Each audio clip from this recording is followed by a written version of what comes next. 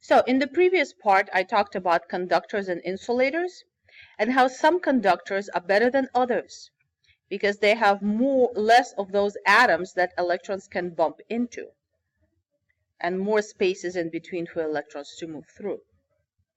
So this measure of how much the electrons get bumped around is called resistance. And if we were to give a proper definition of resistance, we would say resistance is a measure of opposition to current. Now this is a very loaded definition and it sounds insanely complex, but it's actually very simple. So what it says is, here's explanation.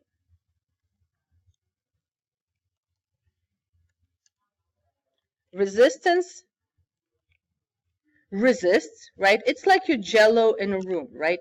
It resists the current. Resist the current.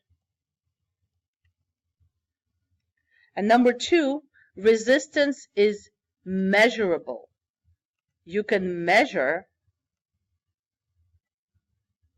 how much it resists.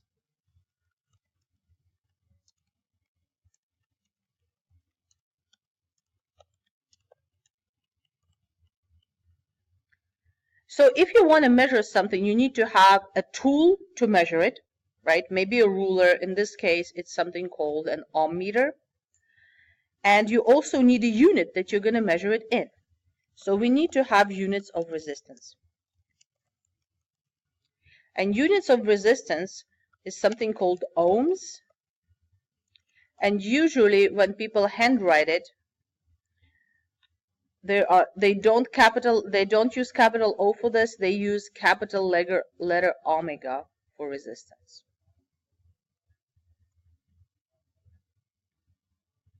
So now that we know what resistance is, we can finally try and figure out the relationship between voltage, current, and resistance.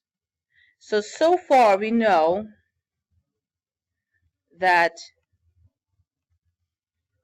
if voltage is going up,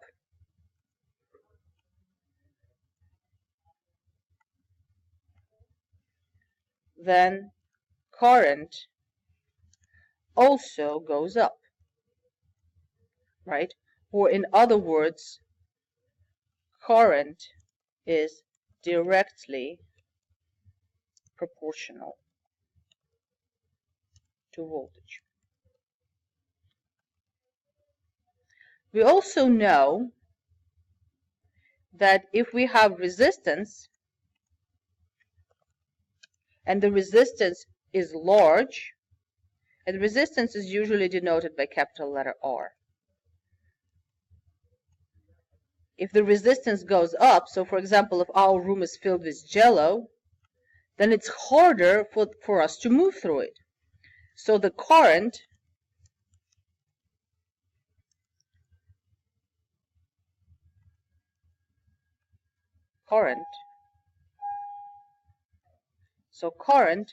goes down because it can't move through as fast.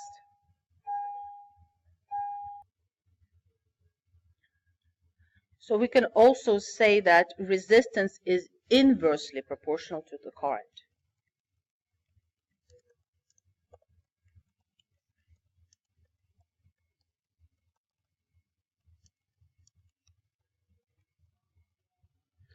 Okay, so guys, when you're doing this on the quiz, please don't say stuff like indirectly proportional. It's not. It's inversely proportional. So now I can finally write this down in a form of an equation. So I'm going to have current on one side, and then on the other side I'm going to have voltage, because as voltage goes up, current goes up. And also, if resistance goes up, current goes down, so resistance has to be on the bottom. So this relationship is called Ohm's law.